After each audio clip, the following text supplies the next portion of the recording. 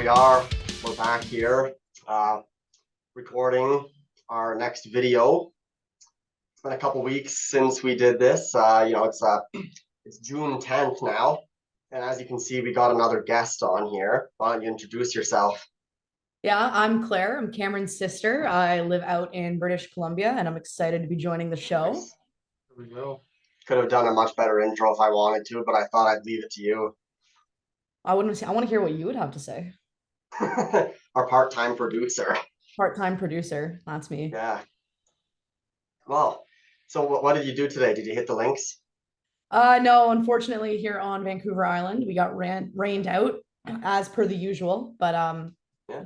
I know we're going to be hitting the links. They could use the rain right now.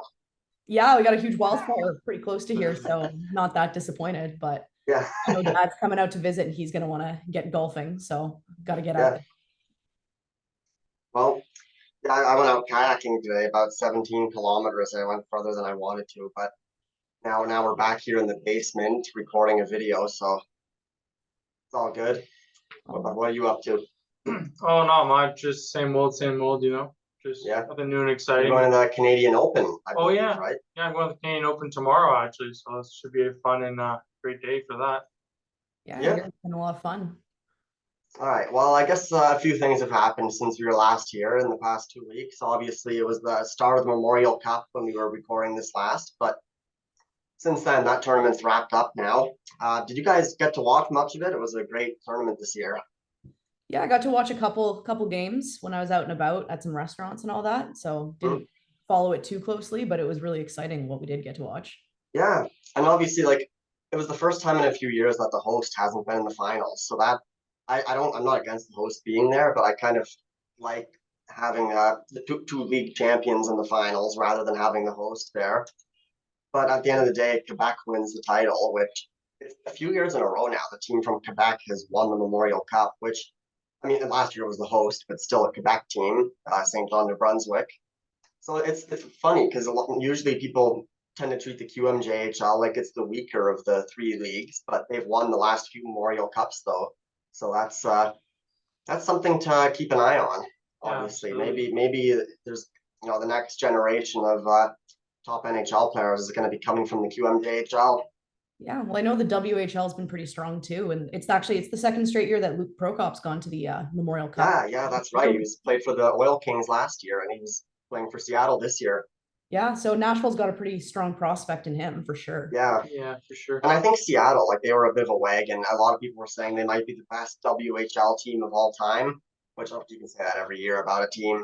You never really know, but yeah, I guess the OHL. It's really been a few years since an OHL team won a Memorial Cup. I know. I think it might have been Windsor in 2017 when they were hosting it. Yeah, I was thinking Windsor or I guess London was before that. Yeah, London was just before that. Mm-hmm. The video's getting a little choppy here. We'll battle through it though. Oh yeah, we'll get through it. Yeah, we'll always do. But so anyway, Peterborough obviously being the champions from Ontario, we talked a lot about them, but I think they got off to a bit of a rough start. They went 0-2. They got blown out by the host Kamloops Blazers just after Kamloops got blown out by Quebec. And you know what, Kamloops, even though they're the host, like they had Olin Zellweger and Logan Stankoven, like two great World Junior players for Canada. So they were a pretty great team. But bottom line, the Petes go 0-2. And then their third game with their season on the line, playing Quebec, who was 2-0. I guess Quebec had already advanced to the finals at that point, but they beat Quebec and forced a tiebreaker game with Kamloops, who was 1-2. And then after being down 4-1, they come back to tie it. And then late in overtime, they end up taking that game. So Kamloops, despite blowing out Peterborough the first time, ends up being the first team eliminated.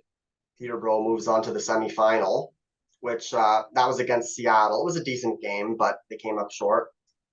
But yeah, it was a fun tournament. Watching Brendan Othman too, like had a couple of really clutch goals. One of them being in the tiebreaker game, and then he had another clutch goal that was very similar in the third period of the semifinal, and it made it 2-1 and put them back in the game. They ended up still losing, but yeah, great to watch him. And obviously on Seattle, Dylan Gunther and Colton Dock, Thomas Milic, the goalie, hell of a goalie. In fact, the Pete's goalie, Michael Simpson, he's undrafted. I think NHL teams have got to be looking at him as a free agent because he had such a good tournament and such a great playoff as well. It was, yeah, watching him and Milic was great. Yeah, well, and the fans were like fantastic. The atmosphere was great. Like, Kamloops was a great host for it. Great And host. I didn't know much about this, but apparently Kamloops takes a lot of pride in hosting big events. So I guess they showed that. Yeah, and like the fans were they were so into it. I don't know if you saw the video. Yeah, exactly. Yeah, And the games were all exciting. Yeah, and seeing them send off their team too after the team lost, it was they were really behind it, and it was great to see that. And Kamloops, like I believe Kamloops was also hosting like the curling championships this year, so like they've had a really great sports few months there. Yeah, for sure. And so many like great games where, like, again, talked about the Petes, like they had multiple games where they were down and then came back to win. That tiebreaker game being in overtime. I believe it was Avery Hayes scoring the OT winner in that one. But yeah, there was a lot of great games like that. And one of the best moments, I think, was in that semifinal game at the first intermission. Sean Spearing, the captain, who had his jaw wired shut from the shot he blocked in the conference finals. Yeah. He was still doing a lot of interviews, I guess, because he's the captain. You could tell it was hard for him to talk. But for sure. I think people thought it was kind of fun listening to him because he sounded like McMurray from Letterkenny, the way he talked, like if you're familiar with that.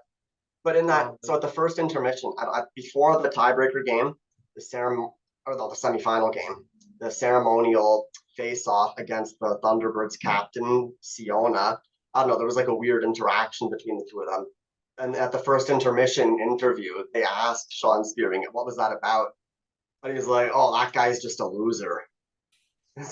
You'd never get that in an NHL interview. That's great content. Yeah. It's like, oh, that guy's a loser.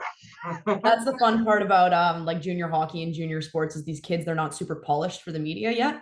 So they kind of just say what they want, and that's what makes it fun. It's why the hockey's fun too, right? Because it's not quite polished and systems. And yeah, they say what they want, and it just makes for great clips. Absolutely. Yeah, that was a legendary moment. And then obviously Seattle goes to the finals and comes up just short. But yeah, Quebec, I mean, they have Nathan Gaucher, who was a great player for Canada at the World Juniors this year. So obviously they're a great team and they're the Memorial Cup champions. But at the end of the day, the champions from their own leagues need to be proud as well because they're still champions in their own respect. Well, and Patrick was involved with the team.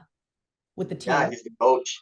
Yeah, he was happy to win. I know he coached the Avalanche there back a few years ago, and they really sucked, and that didn't go well for him. Yeah, so maybe we'll see him come back to the NHL. Yeah, maybe. Although if he likes it there, why not stay? Exactly. Yeah. But yeah, obviously the Stanley Cup Finals are on now, but I haven't really been paying any attention to that though. With the Memorial Cup and then the World Championships and then the Leafs being out and everything, I really haven't been paying attention to that. You guys watched any of it? If Florida wins the cup, is that better or worse for the Leafs? I don't know. I kind of want the Golden Knights to win. I'm with CJ on that one. See Kessel win the cup again, even though he's not even playing. Right. Luckily, it doesn't go against his consecutive game streak because it's playoffs. But yeah, I'd love to see Hot Dog Machine himself lift the cup one last time. Yeah.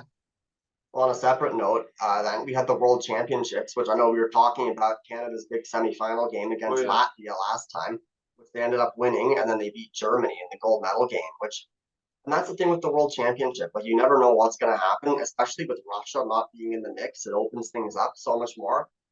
So, I mean, Germany's been improving so much at the men's hockey level, or at all levels of men's hockey in the last few years. Like, it's safe to say they're a legit hockey country.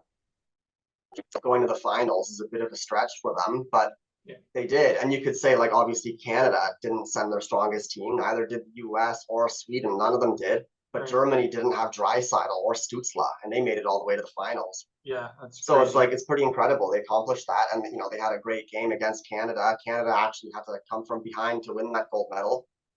I think last time Germany medaled in that tournament, Hitler was still their leader. That's how long ago it was. Yeah, well, and it's great to see, and I think like that's the silver lining as well of the Olympics not having NHL players. It gives some of these lesser known guys more of a chance to get some reps in and get developed, and it shows up at tournaments like this. I mean, I love the World Championship when all the best guys are there. I don't know why the last few years there really hasn't been as much talent, but it was still great to see, like, Canada winning gold, but these other countries, proud moment for Germany. Like, again, not only are they a legit hockey country, but they can obviously compete with the big boys and have a shot at any medal, maybe even gold. Yeah, well, I think the bigger game of that, like of the medal round, was Latvia beating the US. Yeah, and that's the next thing. So Yeah, seeing the Latvia, reaction. I mean, anyone who says the World Championship isn't important, like all the North American fans who don't care about this tournament, you think people don't care about it? Look at the streets of Latvia after they won that bronze medal. Well, they had an Crazy. emergency parliament meeting. They gathered parliament at like midnight in Latvia so they could declare it a national holiday. Yeah. Yeah. And it was like, if you thought the streets were crowded after the Raptors won the championship, the streets of Riga that day, like, it was crazy. It was a great moment for that country. Obviously, they're a very small country. I don't think they've had all that much international success in any sport, really, just due to their small population. But, like, I don't know if hockey is actually the biggest sport there or not, but they are a hockey country. They're just not a great one because of their population and everything. But yeah, they always love their teams, and they don't usually do well in these tournaments, but they always have great goaltending, which they got that from Artur's Silovs. But yeah, like, they were incredible, and he carried them all the way to the semifinals, which they played Canada. And I knew, like, whatever, they were good enough to get here, so they're going to be dangerous. And Canada was actually down in that game, and ended up, I believe it was Jack Quinn who had the big goal in that game, I think, to tie it. And then it was, the name's on the tip of my tongue. Who's the guy who's supposed to be drafted right after Bedard this year, who was on the World Junior team? Oh, not Fantilli, no. Yeah, Fantilli. It was him. Oh. He was on the team, and it was him that scored the big go-ahead goal in that game. It was like a beautiful NHL 22-23 type goal. We faked out the defenseman like that. Yeah, absolutely. That was great highlight for So sure. yeah, great to see for Canada coming from behind in both the semifinal and in the gold medal game to end up ultimately winning the gold. But great for Germany to win the silver, and then absolutely amazing for Latvia to win that bronze medal. Yeah, well, and I don't know if you saw, but the goalie for Latvia has actually been nominated for IIHF Male Hockey Player of the Year. Yeah, wow, that's pretty cool. Former Barry Colt too. Former Barry Colt. Some pride there. Artur Silovs. There you go. Well, anyway, so those are the two big things that have happened in hockey as far as I'm concerned these past 2 weeks. Was there anything else in hockey that you wanted to discuss? Yeah, well, there's some big news coming out in women's hockey. I know, like, the World Championships kind of wrapped up with the US getting gold, but Hillary Knight just won the inaugural IIHF Female Player of the Year, which is really exciting to see that and get the recognition there. Absolutely. Yeah, like, she's a great player. Like, Cameron, you got to go to a game. Hunter, did you get to catch any of the women's? No, I followed the tournament. I didn't get to see any games in person, but I wish I had gone to. Yeah, Knight's like the American equivalent of Poulin almost.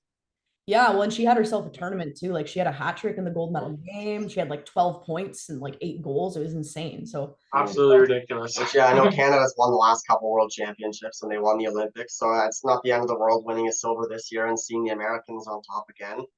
And then I know we talked about it a bit on here already, but it was big to see, like, all the other countries, like the games that Canada was blowing out. They were like 4-0, 5-1. Like 10 years ago, those games would have been 10-0, 11-1. Yeah.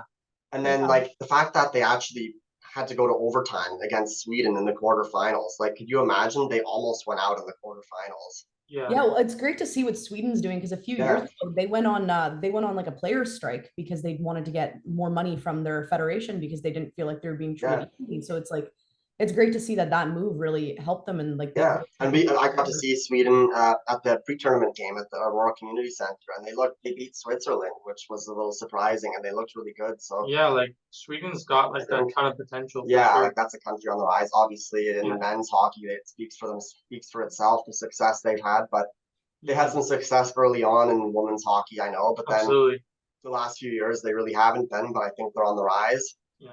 Sure. Yeah, and it's hard to tell if it's maybe Finland's taking a step back and letting these other teams go up, or if it's like the tide is rising for all teams. Well, Czechia looked really good in that tournament too, Czechia's been looking really good lately. And it's Slovakia, who I don't even think was in the tournament, that has the 15-year-old phenom who might be the best player in the world someday. Yeah, like she had a game where she had like like 30 points or something in a game or something ridiculous. Yeah, I don't know like- what it was, but like her team won Yeah. like 15-0 and she had like all the points. Yeah, It was crazy. Yeah, that's pretty crazy. And yeah, just anyway, like for all the people that are still complaining, the rest of the world needs to catch up. It's like, watch what you say, because Canada could have lost to Sweden in that quarterfinal. Yeah. So I've had my friend Ann Tokarski that I met over Twitter, and I have like this idea, and like maybe you guys want to weigh in on this, but we were thinking about like a women's World Cup of hockey, like what the NHL did a few years ago back in Toronto, and having like, you know, Team USA, Team Canada, but like a Team North America of U24 players, and then having like a Team Europe for some of those teams like Slovakia that don't get to compete, and you know, seeing how that maybe like evens it out, because it'll bring down Canada and the US a bit by taking away those U24 players. And then also give other nations a chance to be more competitive by forming like these super teams. And like women's hockey, it's like exciting because you could also do a Team Asia, because there's like Japan and China could also put together a pretty strong melded team. Yeah, absolutely.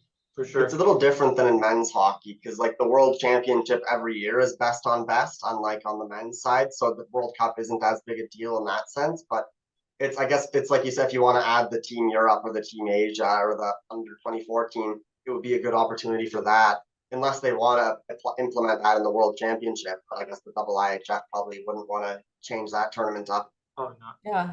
But yeah, I just thought it's something we talked about a lot. And I think it's a really intriguing idea, especially for people who say that it's not super even though it is.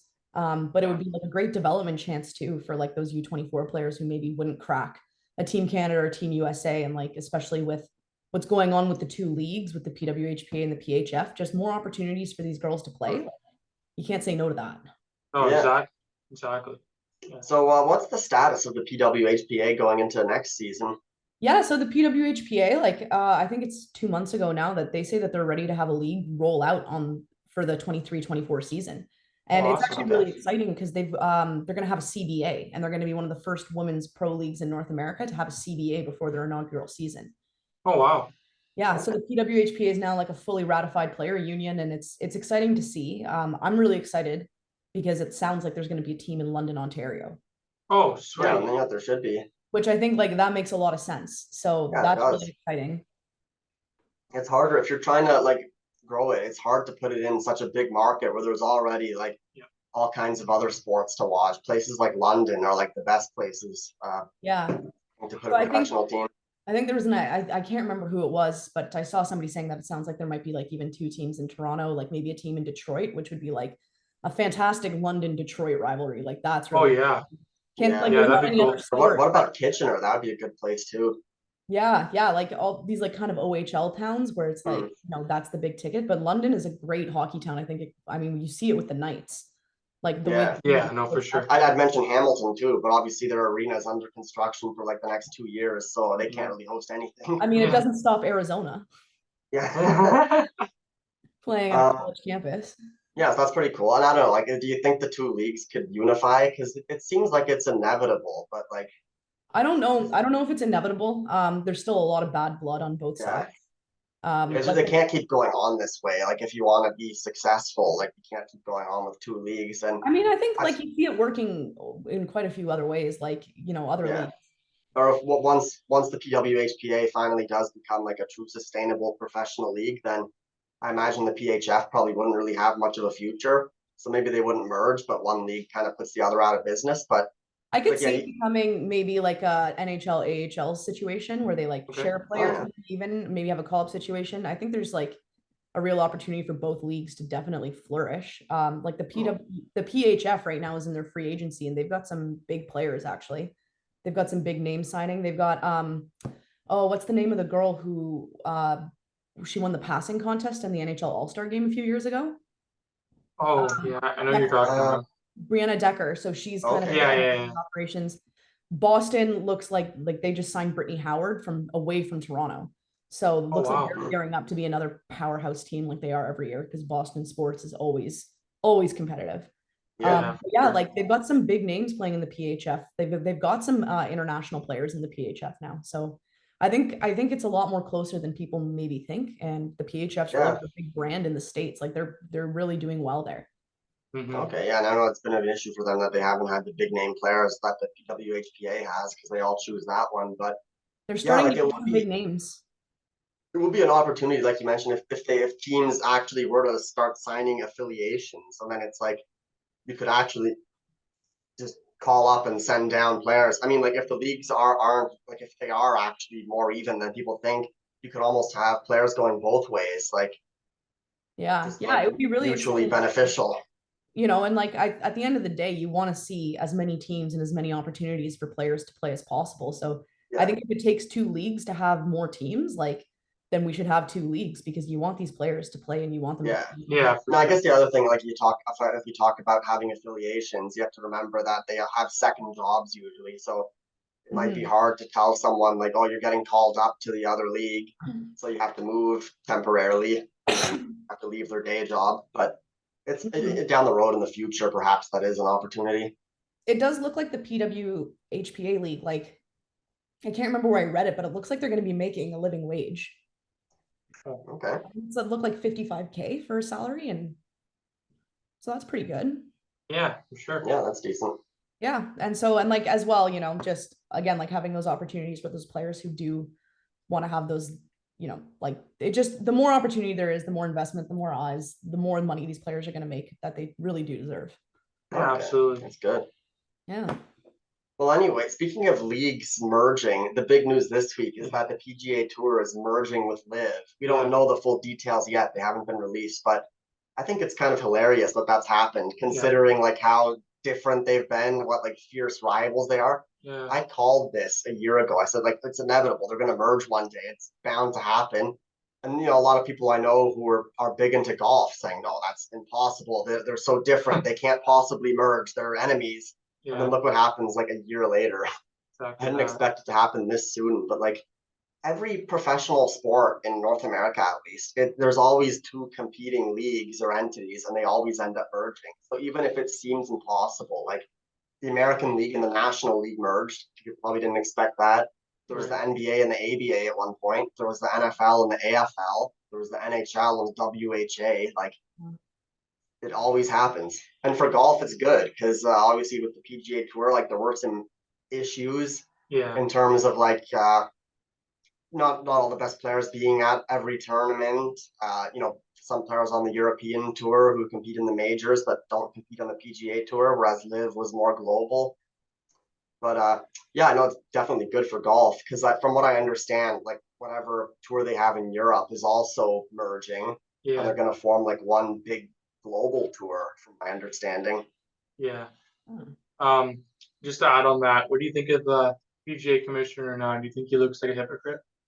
For Maybe a little bit because you yeah, see a guy like Rory McIlroy or all the guys who stuck with the PGA Tour that right? basically they stood by it. They said this live is it's bad, it's bogus. Like you Yeah, can't go there. It's just wrong. It's dirty money, all that stuff. And then they stood by the PGA Tour, and then the tour ends up merging with it less than a year later. yeah. And You I know gotta, Rory declined a lot of money to go to live. and you gotta take into perspective those players that didn't go are probably mad now too, Yeah, right? Right? especially if they declined a lot of money. Yeah, for sure. What do you But think, Claire? Yeah, I think it sounds like it's a good idea. Yeah, Yeah, but you know, sometimes you got to walk back on what you say. So you might look like a hypocrite, but like if it's the good, yeah, if it's a good right. idea, you know, maybe he's not a hypocrite. Maybe he's just admitting he's wrong. Yeah, yeah, yeah, maybe. for sure. Yeah, And then as for the Canadian Open on right now, obviously the big news happening just as the Canadian Open was getting underway. I know there's two Canadians in the running right now, one of them being Corey Connors, who yeah, it's happened a lot with him lately where he's in contention for a tournament, usually majors, and then he ends up falling off on the last day. So yeah, let's hope that doesn't happen this time. Obviously, this isn't a major, but it's big for him being on home soil. And yeah. it looks like Nick Taylor is at the top as well. So Speaking of Canadian golfers, the last time a Canadian golfers won the Canadian Open was 1954. So that's yeah, the do for sure. but and it's not just Connors. Like every year, it feels like there's at least one Canadian in contention at the Mhm. Canadian Open, but they never win. They always fall off on the Right. last day or something. I know Adam Hadwin was like in contention one year. David Hearn, who I haven't even heard much about him the last few years. I'm sure Mike Weir came close to winning it at some point. Yeah. Well, when you say that, do you mean men's golfers or women's golfers? Because I'm pretty sure Brooke Henderson's won. Yeah, she Yeah. has. That's the CP Women's Open. She has won that, Yeah. which I think I'm not sure where that. I think that tournament is actually going to be in BC this year, if I'm not wrong. So you could go to that one. Yeah, that'd be cool. It's in August. Yeah. Go for my birthday. There you go. Yeah. Anyway, I think that just about wraps things up for all the non-baseball things that we wanted to discuss. Well, did you want to touch on the Leafs GM situation at all? Oh yeah, that's true. Since we were last here, the Leafs did hire a new GM, Brad Treliving. Oh, Yeah. Yeah, what do you guys think of that? I don't mind the hire. I'm okay with it as well. Yeah. Yeah, I mean, they I needed to would've- hire someone, so I guess Yeah, he someone's was got one to of the fill the best shoes. options available. Yeah, would have rather Dubas stay, but Yeah, for sure. We talked a lot about that Brian Burke reunion, but obviously, I have a feeling Brian Burke might not take another GM job in the NHL. I think he's kind of done with it. He's So sticking with Sportsnet panel yeah, for sure. he's probably going to go back. Yeah. But yeah, Dubas going to Pittsburgh. It was interesting how he said like he Yeah. wasn't interested in going anywhere else, and then he ends up going to Pittsburgh. So Yeah. what, well, I Jake think what it Gensel's going to sounded- get like a mega contract now, and they're going to have no cap space. yeah. Well, what it sounded like with Dubas was that he wanted to sign in Toronto, and then he got fired, and then Yeah. Yeah, well, he got offered a promotion because he's president in Pittsburgh. yeah. Yeah, Shanahan exactly. didn't like what he said in the interview, but Shanahan needs to go too. And I think so as well. But it's interesting. It sounds Keefe like is still he's, there, which I guess now that we have Treliving, he can decide what he wants to do with Keefe. But Yeah. usually in that situation, if you bring in a new GM, they're going to want their own guy. Yeah. Well, I know. Yeah, Treliving said that he inherited a coach in Calgary who won Coach of the Year, so he's going to keep Keefe for a bit. But it sounds like Brendan Shanahan has a little bit more power than he lets on, and that essentially yeah, he's like the Masai Ujiri, like he's the GM, really. Yeah. And it's also like Keefe is on a shorter leash. It's the same with when John Gibbons got fired by Shatkins. It's like you used to keep the guy, but once it starts to not work out, then you can move on. Yeah. Yeah. But yeah, anyway, the Blue Jays obviously have been playing a lot better than they were last time we did this. So they went 11-17 in May, which after having, like we described, their best April in franchise history, they almost erased it with that May. Yeah. In June, though, not including today, they're 7-2. They've bounced right back, and it's a shame if they had just gone 500 in May. Think of how much better their record would be, and they'd be right up there at the top of the division. But instead, they're in fourth.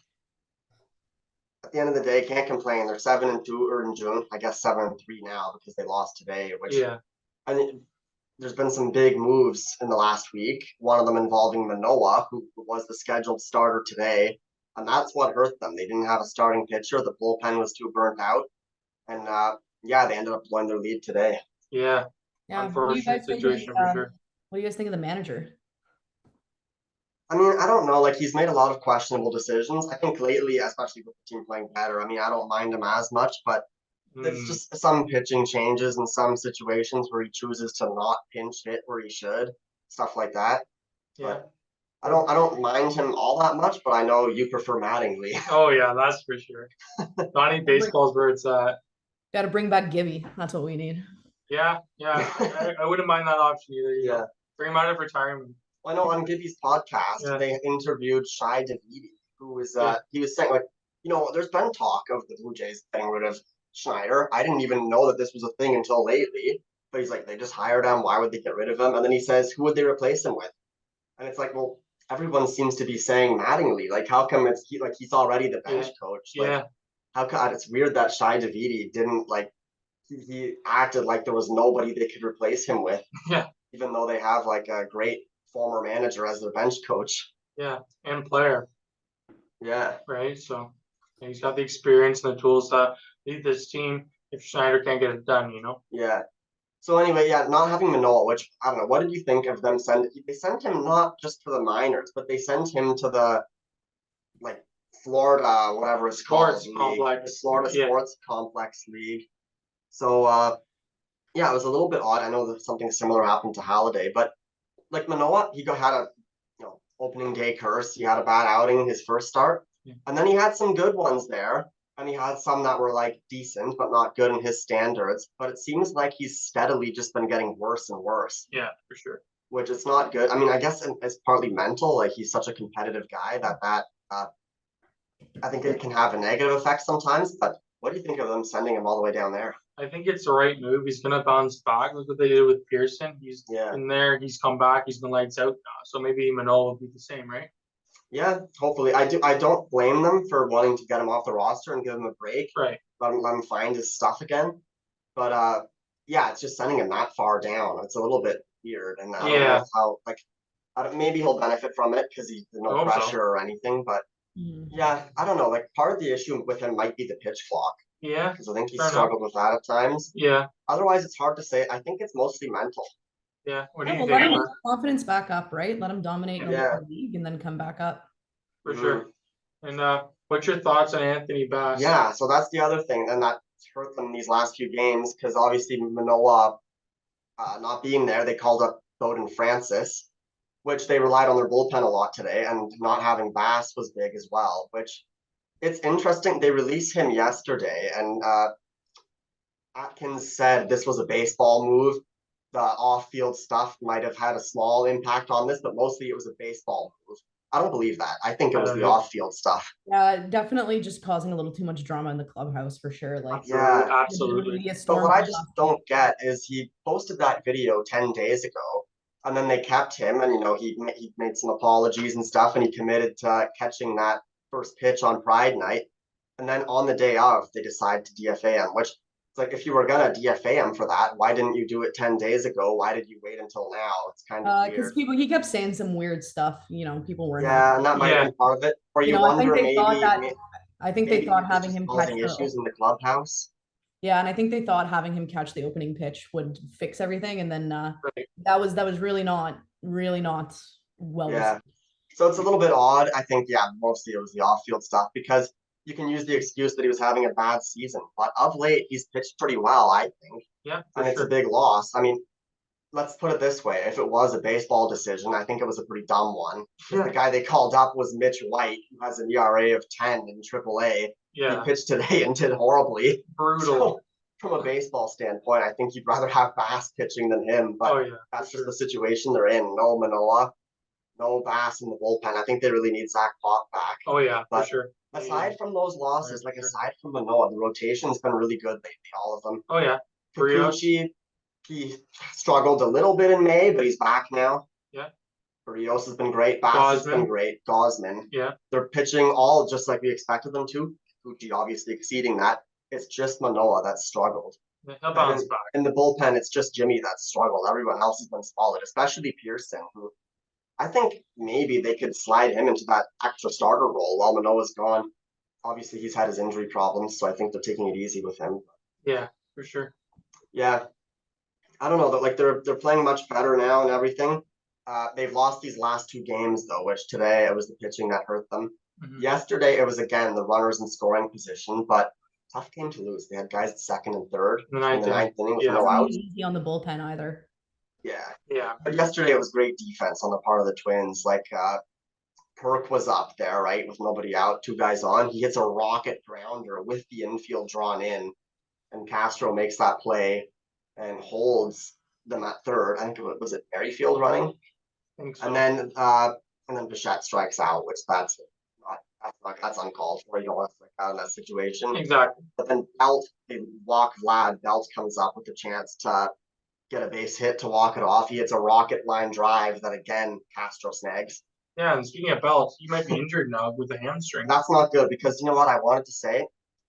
Brandon Belt, despite getting off to his slow start this season, he's been pretty hot lately, hasn't he? Coming in clutch for sure in certain situations. He sure is. He's hit great since the start of May. In May, he was one of the few bright spots, but he just keeps getting hotter. Oh, yeah. And he's been hitting cleanup lately, which I know we talked about that at the start of the year when they had Varsho in that spot. Yeah. It's like once Belt gets going, he's the cleanup hitter, and that's what they've been doing. So, yeah. Overall, I think they're in a good spot. Obviously, we'll have to see what happens with the rotation there. Maybe they can add a couple bullpen arms at the deadline or something, or before the deadline, just because they need the depth. Maybe Garcia will figure it out too, hopefully. But yeah, as for White, I don't know if he's a reliable option. Yeah, well, I just know that they've got about a month now to keep trending upwards before I join the Canadian invasion of Seattle. Oh God, yeah, I forgot you were going to that. But you know what? Before we end this here, I wanted to mention it's always been a cool atmosphere being a Blue Jays fan in Seattle. Like they go once a year, and it's a pretty big rivalry in that sense. But I mean, like it's a rivalry because there's fans. in the opponent's park, really. It wasn't like an actual baseball rivalry. This is the first time it is. The two teams hate each other, right? Like the way they exited the playoffs last year, like it's gonna be crazy this year after that. Especially KO's on their side now. Yeah, exactly. Like the teams hate each other, or they should at least. The fans hate each other. You can say that. You for sure. Yeah. And I hate the Mariners as much as I hate the city of fun. Seattle.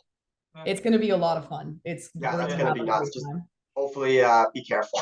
Yeah, be careful. Yeah. Oh yeah, we'll be careful. We got pretty bad seats, so we'll be far away from any of the action, really. Right. Whatever the Mariners fans, you guys can take them. Oh yeah. Oh, yeah, we're gonna bring our big Canadian flags and like British Columbia and wave it. And maybe you'll see us on TV. I'll be watching. I'll be watching for sure. Keep an eye out if you see some. You're extra loud when Swanson gets a strikeout. Yeah. Yeah, well, we'll be chirping.